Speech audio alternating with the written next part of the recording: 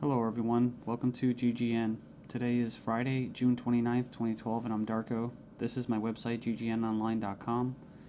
There's a poll up there, you can check on it and vote how long until a drone kills the first American on American soil. So far, the majority are saying within the next year, followed by the next 2 years. You can follow GGN with your email address, also on YouTube, ddarko2012 and ddarko2013. And if you'd like to help, you can donate right there.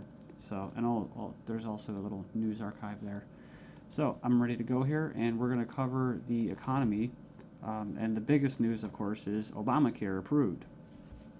It was kind of shelved for a while there, and now it's back from the dead. So, and a little bit of eugenics, because you have financial warfare, and then you have social warfare, you have eugenics, and it kind of all just is immersed, right, in the same global agenda. So it says here, Obamacare approved, IRS to force Americans to buy health insurance. It says it's a victory for Obama and a travesty for the middle class. The Supreme Court upheld Obama's health care mandate, empowers the IRS to begin to regulate America's health care by 2014. Expect IRS thugs armed with shotguns knocking at your door to fine you almost $700 a person or $2,000 per household for failure to purchase health insurance. If you fail to pay the outrageous fine, expect to be sued by the IRS. It says here that revised healthcare laws remove the penalty of almost $250,000 in imprisonment up to 5 years.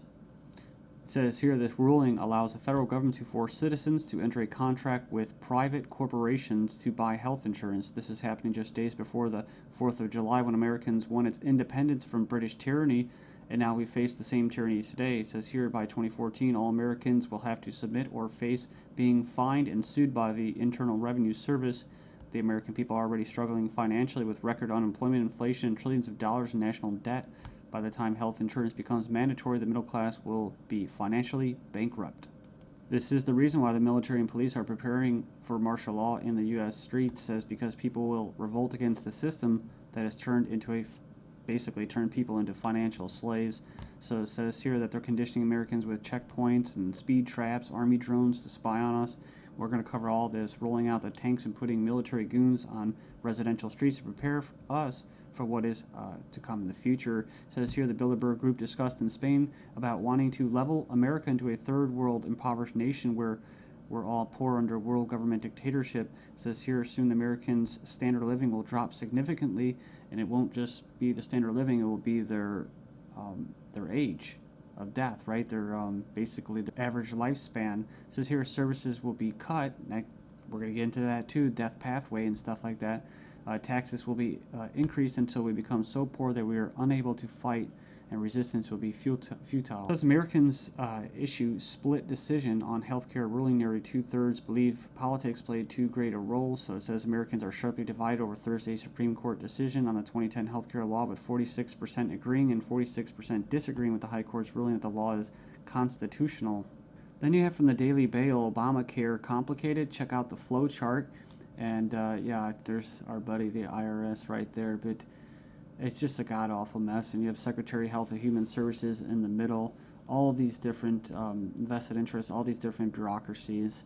And the biggest invested interest that helped write the bill was the insurance companies. And they're the ones that are going to basically, how could you say, not profit. Well, they will profit, but they're going to get the best advantage from this, right? And if you would like an anarchist perspective on the whole Obamacare thing, I think Stefan Molyneux did a pretty good analysis of this. I think he held back a lot. I think he's gone over it and made his point so many times, his argument, that he was actually kind of just laid back about it. So it's kind of nice. It's 18 minutes, not too long. The truth about Obamacare, yes, it's even worse than you think. And right here in the description, he puts in there the 6 facts that he presents in his argument. So fact 1, there is no law in the U.S. anymore. Basically what he's saying is that if they could just do anything, then there's no law, right?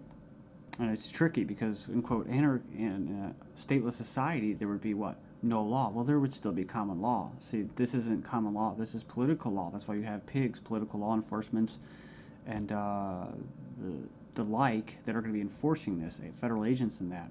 So in other words, what he's saying is that you might as well just have no government, because right here you have a dictatorship with, quote, laws, right? They have laws that basically write in a dictatorship.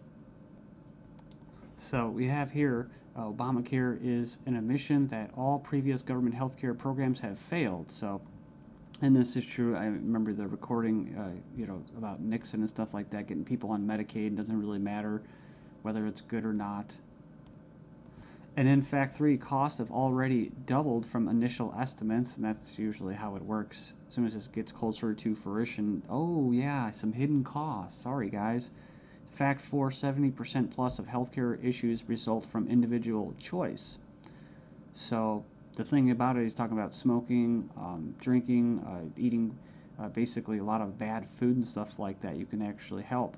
But a lot of these people that are going to, quote, benefit from this are not going to be doing anything to help their own health, right? So it says here the inability to discriminate on pre-existing conditions is an essential driver of healthcare cost. So I think what he's saying there is it's not very free market. It says here that the fines for non-compliance are destined to rise enormously. We have 15 reasons why the Obamacare decision is a mind-blowing disaster for America. It was actually, it says here it was voted 5-4 decision to uphold the vote. And it says here, the bill, it says here the swing vote was Chief Justice John Roberts, who was appointed by George Bush, W. Bush. And not that you'd have any confidence in the judicial system as it stands, just based off past history and their track record. It says here, after the vote today, it is hard to have any faith in the U.S. Supreme Court. I guess they're saying because he was quote conservative. According to the Supreme Court, the federal government has the power to force you to buy private goods and services. And it goes on and says here that it's another step away from individual liberty, another step towards a nanny state. I hate that word. But it says here IRS is now going to be given the task of hunting down and penalizing Americans. And it says here, in fact, the Obama administration has given the IRS $500 million extra outside the normal appropriation process to help them enforce the provisions of Obamacare they're in charge of overseeing. It imposes more than 20 new taxes on the American people. And you can click the link there. If you click the title of this article, you can find it and check it out. So it says here, number 5, an attempt to control costs and promote efficiency. Obamacare limits the treatment options that doctors and patients can consider. In other words, the death pathway, right? The British system, this is likely to result in a decrease in life expectancy. That's what I was talking about in the United States in the beginning of this video. So yeah, it's going to send health insurance premiums soaring, especially for younger Americans. And, it's going to crush small businesses, as they say. And number 9, Obamacare is going to make the emerging doctor shortage in America a lot worse. So hundreds of thousands of doctors are leaving the medical profession because of this. It says here it's already forced the cancellation of dozens of doctor-owned hospitals. And it says here that the following is one example from the Alliance Defense Fund. It's an insidious little provision. It says here, did you know that this bill, you'll have to pay for life-saving drugs, but life drugs are free. So 100% free. If this plan were really about health care, it wouldn't be about, it would be the other way around. So yeah, it's like robbing from the future to pay for the living. So and it just turns into a god-awful mess. It's not even just politics, it's generational. 13 reasons why the revolution might start with Obamacare.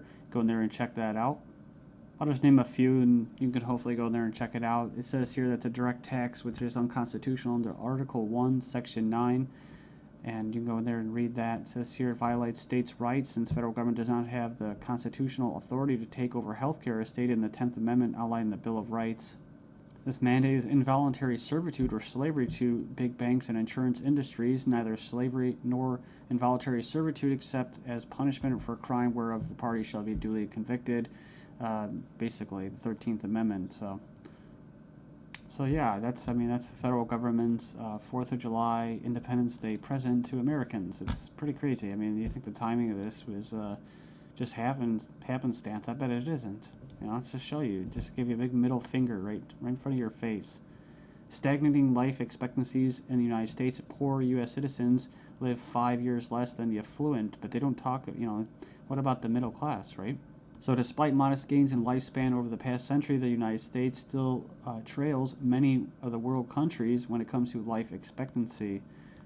We remember this article, top doctors chilling claim the NHS kills off 130,000 elderly patients every year. It says here, a professor says doctors use death pathway to euthanasia of elderly. Says here that Liverpool care pathway, death pathway, may be slippery slope to backdoor euthanasia. This is from 2009 from the Telegraph. Says here that the patient assessment selects those deemed close to death for withdrawal of food and fluids or being placed on a continuous sedation until they die off. Next up, we have another little example. Doctors said this individual was a typical lazy teenager. Actually, she had an aggressive form of cancer.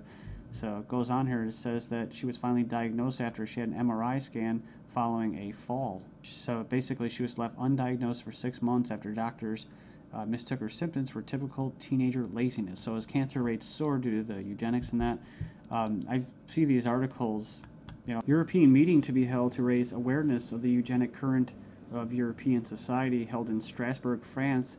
It's hosted by the Parliamentary Assembly of the Council of Europe, or PACE, this week to address the alleged eugenic current of European society and eugenics and human rights issues of prenatal screening. It says here, currently the highest court in Europe is considering a complaint from a woman who claims that she was not given a prenatal screening which would have revealed her daughter's Down syndrome and thus allow her to choose to abort her child. They didn't go into this, which is what? Scottish toddlers to be tested to see if they will grow up to be drug addicts or criminals.